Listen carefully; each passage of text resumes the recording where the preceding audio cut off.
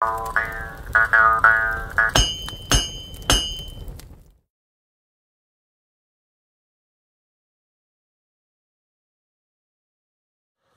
aí, povo, tudo certo? O vídeo de hoje vai ser um pouco diferente do normal. Eu não sei se vocês repararam, mas eu andei mudando o nome de todos os vídeos. Quando eu postei o último vídeo do episódio 3 do Success, eu já tinha feito essa mudança e ela não veio de graça, ela tem um motivo. Todos esses vídeos meio que com formato de vlog, de um monólogo meio explicando coisas, eles vão ficar aqui nomeados como Papo Ferrado. É uma piada com papo furado, porque, né, é só papo furado. Porque o plano era fazer alguns quadros diferentes aqui no canal. Eu tinha pensado em alguns nomes, mas eu tenho certeza que eu vou pensar no nome até o dia da publicação. E vai estar no título aqui do vídeo. Então eu vou deixar meio que em paralelo. De vez em quando eu vou fazer o papo ferrado, do jeito que estava fazendo antes. Mas eu também quero mostrar eu trabalhando, mostrando como fazer algumas peças. E algumas peças finalizadas já. Principalmente as peças que eu considero mais legais, assim. Que eu gostaria de compartilhar com quem estivesse assistindo. Para explicar um pouco mais os detalhes e essas coisas. E esse é o motivo de eu estar com essa espada aqui, porque o vídeo hoje é sobre ela, então não vamos mais perder tempo.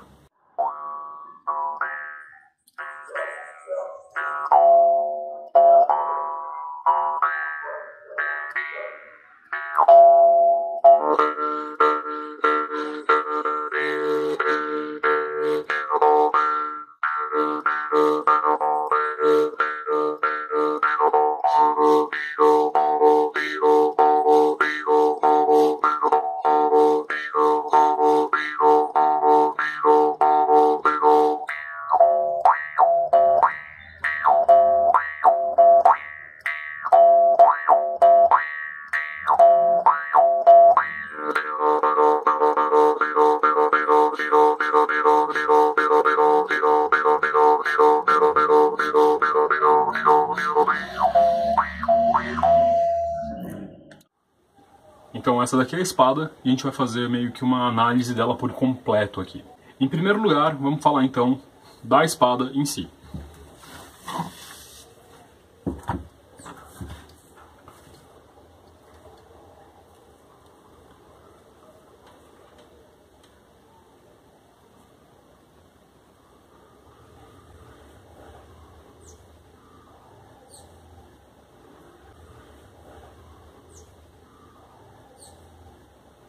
Se a gente for classificar ela dentro de alguma tipologia, ela seria uma espada viking do tipo K. Petersen ou tipo 4 Wheeler. Apesar de eu não gostar muito da tipologia Wheeler, eu acho ela muito simplista. A Petersen é muito mais completa. E uma das coisas mais legais de eu ter feito ela é que ela é um sonho de consumo do meu ponto de vista, assim. Ela tem muita coisa que eu poderia melhorar ainda, mas ela foi uma das peças mais desafiadoras que eu já fiz. Principalmente por causa da natureza dos materiais dela. Todas as partes ferrosas dela ou são Bloom ou são Wrought Iron, exceto pelos pinos de fixação do pomo na guarda superior. Eu vou começar a falar então do pomo até a ponta e assim a gente guia um pouco como que essa conversa vai ser. O pomo dela então é de Wrought Iron, assim como a guarda superior, a guarda inferior e parte da lâmina, já explico quando chegar nessa parte. Ele tem alguns inlays em latão, com temas diferentes em cada lado. O tema de um lado é baseado nos entalhes do cabo e da ponte da bainha. Então eu fiz isso para ficar de acordo, para ela combinar. E o tema do outro lado é um espaço dividido em 4, através de diagonais, com inlays em forma de ponto. Então, de um lado você tem uma decoração, do outro lado você tem uma decoração ligeiramente diferente, mas com um tema que nada mais é do que uma variação do tema do outro lado. Eles não são idênticos, mas eles bebem na mesma fonte. Continuando sobre o pomo, além dos inlays em latão, tem também essas peças de latão torcido que ficam nos recessos entre um gomo e outro do pomo. É um pomo de 5 gomos, ou lóbulos, e é um número bem típico para espadas de tipo K. O pomo ele tem uma concavidade pequena dentro dele, e ele tem 2 furos, onde esses pinos são travados lá dentro. Esses pinos atravessam a guarda superior e são remachados na parte de baixo. A guarda superior, então, também tem os inlays. De um lado são 3, do outro são 4. A espiga é remachada na guarda superior. Esse recesso que tem no pomo serve para acomodar esse remache. E é na espiga que tudo está preso. Nas espadas originais é muito comum você ver o pomo faltando. Porque o método original usado para prender o pomo na espada muitas vezes não é dos melhores. Essa daqui eu ainda tentei dar uma reforçada nesse método, mas sem fugir um pouco do que acontece nas originais. Mas é muito comum você ver espadas de tipo K e de tipo H com o pomo faltando. A gente reconhece qual é o tipo dela de acordo com o formato da guarda. As guardas nas tipo K tendem a ser retas. Então você não a vê abaulada ou com um vinco como nas tipo H. Eventualmente, as tipo K não possuem uma divisão entre pomo e guarda superior. Eles usam uma peça só. Mas isso nem sempre é presente. E a espiga é remachada ou pinada no topo do pomo. Não é o caso dessa. As tipo K também são muito comuns em território carolíngio. Então você vê muitas ilustrações do período de origem franca que vão ter representações de espadas do tipo K. Às vezes com 3, às vezes até 7 lóbulos. Passando para o cabo, então, para a empunhadura. Essa empunhadura aqui tem cerca de 9,5 cm e ela é o ideal para você encaixar sua mão sem sobrar muito espaço para o seu dedo. Então você não vai ter uma espada que vai ficar frouxa, bamba na sua mão. Você tem uma espada que vai ficar devidamente presa e ela é bastante confortável. O pomo encaixa bem nessa almofada da mão enquanto você empunha ela. O cabo de carvalho com acabamento em alcatrão, que deixa ela tanto impermeável quanto dá uma resistência bem grande a fungos e insetos, e também realça a questão dos entalhes. Os entalhes são feitos como se fossem peças espiraladas. De um lado você vê duas fileiras formando uma meia-lua, vamos dizer assim, e do outro é uma linha reta.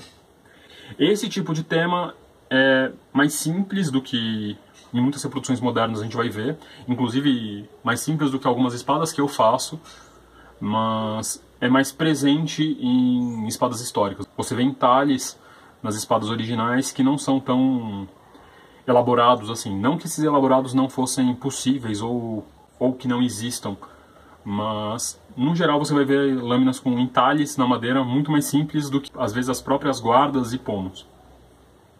Os pinos são as únicas partes férreas dela que não são feitas com Rhode Iron ou Bloom. Então eu fiz os pinos com aço doce moderno, justamente para ele ter certeza que vai aguentar mais do que uma original aguentaria. Bom, passando então para a guarda inferior, é uma guarda que tem praticamente 10 centímetros, 9,8 mais ou menos. Então ela dá uma certa segurança para os dedos, embora as espadas desse período não foquem nisso, porque sua mão sempre vai estar meio que protegida atrás de um escudo. Mas, de qualquer forma, caso seja necessário, essa guarda ainda garante uma certa proteção para os dedos. As guardas e o pomo são praticamente maciços nesse caso.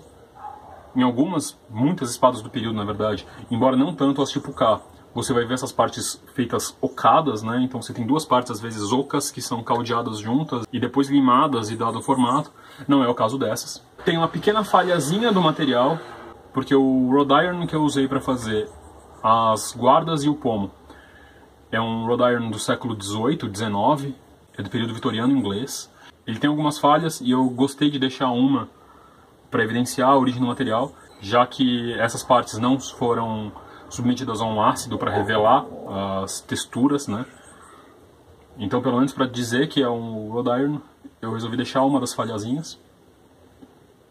E se vocês repararem, aqui tem 4 inlays de cada lado, e aqui tem 3, que alterna com os inlays do pomo. Onde tem 3 de cada lado aqui, tem 4 no pomo. E onde tem 4 de cada lado aqui, tem 3 no pomo. Tanto a guarda inferior quanto a empunhadura estão bem fixas, bem firmes na espiga. Eu não usei nenhum tipo de cola ou resina para segurá-las no lugar. E enfim, a parte que mais deu trabalho, que é a lâmina. A lâmina consiste em 5 barras. Então você tem aqui um fio feito de Bloom, com várias camadas, 3 barras torcidas de Bloom com Wrought Iron, esse Bloom bastante refinado, e depois um outro gume feito também de Bloom. O padrão fica bem discreto, isso é uma característica de lâminas do período, a menos que se usasse ferro fosfórico, coisa que nem sempre era usada, mas na maior parte das vezes era, mas em boa parte das vezes eles brincavam só com essa questão de teor de carbono do aço. Então se você chegar bem perto da lâmina você consegue ver o padrão, mas ele não é um padrão muito distinguível se você estiver de longe. E uma das coisas que eu fico bem orgulhoso dessa lâmina é que ela tem pouquíssimas falhas de caldeamento. Você vê algumas pequenas falhas, que é perfeitamente normal para o material usado, ainda mais depois de um banho no ácido, porque a lâmina foi banhada em ácido, apesar das guardas não terem sido. Então você vê algumas pequenas manchas, algumas pequenas falhas. E apesar de ter sido, por enquanto, a espada preferida em termos do processo de fazê-la, eu não posso falar que ela é perfeita. O gume dela tem alguns pequenos dentinhos que coincidem um pouco com as dobras do Bloom, então são falhas que estavam para além do meu controle. E ela também tem uma empenadinha bem discreta do gume para um dos lados. É quase imperceptível, mas se você olhar a partir da ponta da lâmina você consegue ver uma curvinha, que é resultado do tratamento térmico. Afinal de contas, esse tipo de material é bastante imprevisível. O que difere essa espada de uma espada histórica feita no período mesmo, no século IX, são os pinos e o fato de eu ter desbastado um pouco mais os gumes do que só forjado os gumes. Uma espada feita no período teria os gumes também forjados. Mas como é um material bastante imprevisível, eu preferi desbastar esses gumes do que forjá-los para evitar qualquer tipo de trinca ou abertura no caldeamento. O fuller, no entanto, mesmo em originais, muitas vezes é desbastado. O padrão revelado ele só é obtido através do desbaste. Agora, uma outra diferença da maioria das lâminas do período é que tem 3 barras centrais, enquanto que lâminas do período, na grande maioria, mas não todas, existem lâminas feitas assim, mas boa parte seriam 7 barras centrais para ter o mesmo efeito. Então teria 3 barras torcidas de um lado, 3 barras torcidas do outro, e no meio eu teria uma alma de um ferro mais macio. Isso é o mais comum do período, embora não seja a única construção do período. Mas que seria realmente diferente do que a gente vê no período, então, é só essa questão do forjamento dos gumes e o material dos pinos. Essa espada aqui, no total, tem 88 centímetros, sendo que 74 centímetros são da lâmina, que tem aproximadamente uns 4 milímetros de espessura. Então são 74 centímetros de lâmina, 14 centímetros do hilt, que é essa parte toda de cabo, guardas, pomo. E o ponto de balanço dela está mais ou menos a 15 centímetros da guarda superior, o que dá aproximadamente 20% da lâmina, 1/5 da lâmina. O que faz com que ela seja uma espada bastante ágil e bem controlável.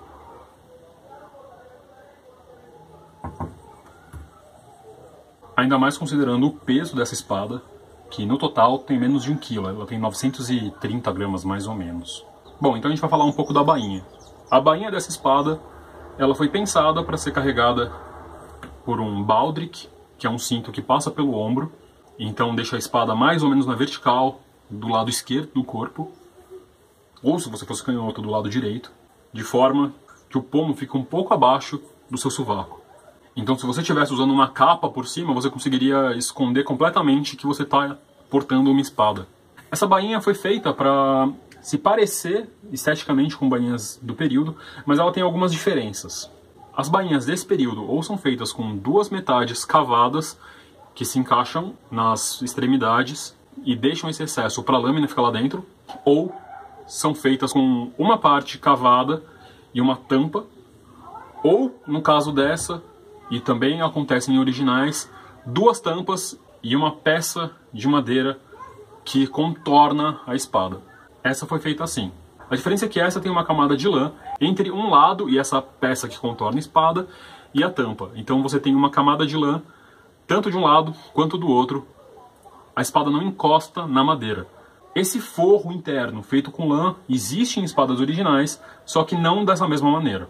Você tem várias formas análogas de se construir isso. A que eu fiz foi uma forma que deixa essa lã lá dentro mais resistente e mais estável. Diferente de algumas originais que, inclusive, às vezes era só uma meia que era posta dentro da bainha e colada, às vezes de forma não tão boa. E além dessa questão da colocação da lã, uma outra diferença dessa bainha para as originais é que por fora da madeira, muitas vezes também se tinha algum sistema que embrulhasse essa espada antes de receber o couro.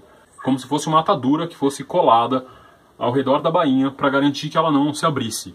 E essa atadura, vamos dizer assim, era então coberta com um couro. Muitas vezes com esse tipo de decoração em relevo. Também se tem evidência de que ao invés de um couro, por cima dessas ataduras se colocasse um outro tecido. Muitas vezes linho, mas talvez até mesmo lã também. Esse tema em X é bastante comum em representações de bainhas de espadas, principalmente do período carolíngio, muitas vezes com as tipo K, mas é possível que muitas bainhas do período fossem coloridas. Existem alguns relatos que sugerem que algumas bainhas fossem pintadas, inclusive com folha de ouro e coisas do gênero. Então é possível que elas tivessem muito mais cor do que a gente tende a dar hoje. Uma nota é sobre a ponte do baldric. Em muitas bainhas originais, principalmente do século X e XI, essa ponte fica por baixo do couro e não por cima. Mas se a gente vai falando de bainhas mais antigas, século IX ou até metade do século X, isso é mais comum por fora. Antes de chegar na ponteira da bainha, eu queria falar de alguns detalhes. Como eu disse, essa bainha é forrada com lã. E na borda do couro, ela tem uma costura junto à lã para impedir que qualquer coisa se abra. Então, nem o couro vai descer para baixo e nem a lã vai rasgar para cima. Essa bainha também tem uma costura decorativa na parte de trás. Ela não tem nenhuma função estrutural e leva um bom tempo para fazer, mas é bastante visível em bainhas do período. Uma vantagem dessa bainha é que, apesar da espada entrar e sair relativamente fácil, ela impede que a espada caia caso ela seja virada de ponta cabeça. Mesmo assim, ainda é fácil de você tirar essa bainha. A vantagem de você ter um forro de lã dentro de uma bainha de uma espada é que esse tecido limpa um pouco a sujeira, a gordura, a água, a umidade da lâmina do aço. E isso vai ficar nessa parte aqui no máximo. Então a parte mais propensa à oxidação e desgaste por maus cuidados em uma espada seria essa área e não a lâmina toda. Então você protege o grosso do fio. Além da própria lã, quando natural, tem uma substância que a gente chama de lanolina, que serve mais ou menos como um óleo hoje em dia, um óleo de proteção. Então ela meio que impede que a água se acumule lá dentro. E por fim, a ponteira da bainha. No caso dessa, é uma ponteira feita no estilo Borre. É um estilo que leva esse nome por causa de uma localidade na Noruega, mas é presente em vários lugares durante o período, principalmente no século IX. Ela não foi feita por mim, ela foi feita pelo Edson da Hair City Store, e ela é fundida em bronze. Muitas bainhas de espadas originais possuem uma ponteira que serve tanto como proteção, ela não bate no chão diretamente, isso protege a estrutura de madeira da bainha. E uma outra questão que os arqueólogos muitas vezes sugerem é que isso aqui servisse de identificação. Era mais ou menos como um brasão ou algo do gênero, dizendo que você estava a serviço de alguém, por isso que você ostenta um determinado padrão de ponteira nas suas bainhas. Existe um debate sobre isso, porque muitas vezes você vai encontrar alguns estilos de ponteira perdurando mais tempo do que o estilo artístico dela sugeriria, em uma área de influência muito grande. Então isso deixa um pouco confuso essa questão de você ter uma lealdade a um rei ou a um chefe militar local, sendo que você está muito distante dessa área. Por outro lado, a gente sabe que no período a arte era muitas vezes carregada de simbolismo, significados.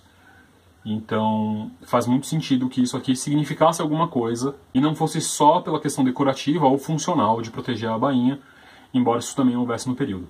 E por fim, o baldric em si Também tem a ponteira e a fivela, que também foram feitas pelo Edson da Hairstyle Store.